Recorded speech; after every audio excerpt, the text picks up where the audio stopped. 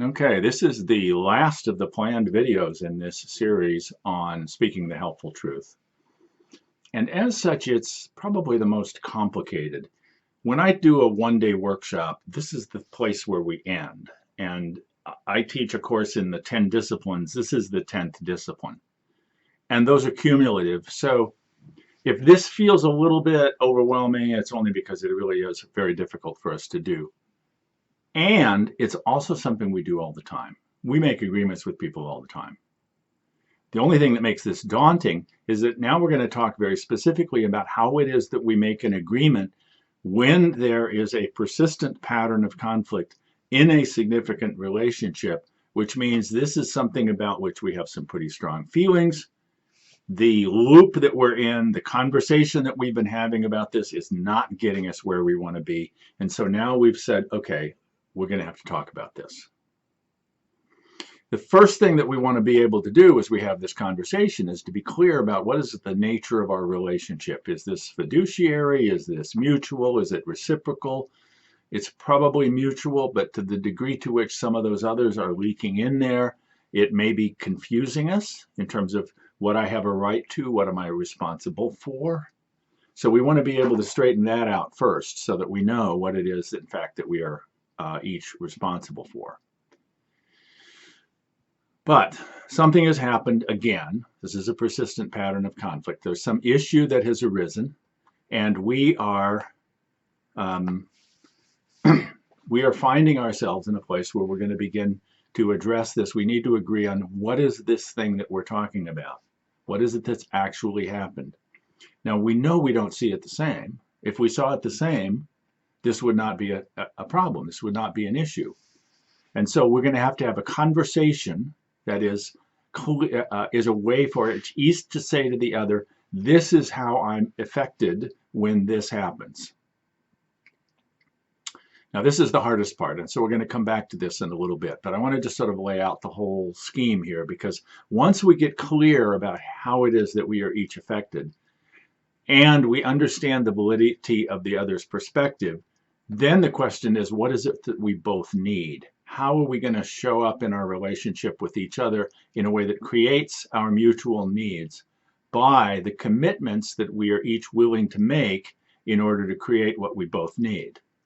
So this is something that we're going to do together, and we may have to do it again and again in order to construct a durable agreement. But as I said, the hard part is that middle piece, where we're talking about how each of us is affected by this. Now, for me to be able to enter into this conversation with you, I first of all have to know how it has affected me. When this happens, what goes on with me? What does it mean to me? What does this remind me of? What memories come up for me? What are the emotions, the sensations, the thoughts, the emotions, the wishes that arise for me? What's going on?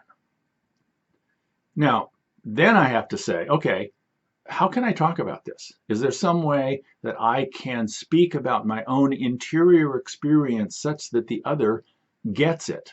Because I'm going to have to get this to a place where you get what's going on with me. And I have to do it in a way that's safe for me. Because if it's not safe for me to tell you what's going on with me, then that's what we're going to have to deal with. What is it that's making our relationship unsafe? Okay, assuming now that I've been able to tell you what's going on with me, now I have to listen as you tell me how you see it differently about something that's really important to me, and it makes me really anxious that we see it differently.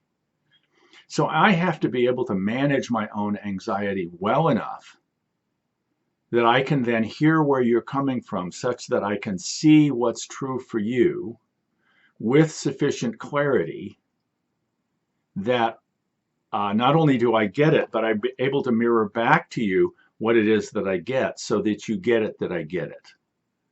So we have to be able to share this in such a way that we're both really clear.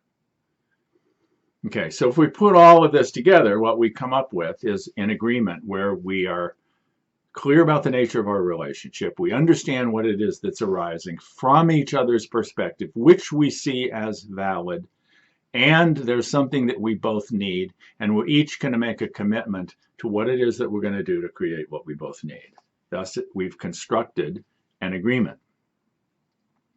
Sometimes this is diverted because it feels to the other, or maybe feels to me like you're making a demand. You're saying this is the way it's got to be.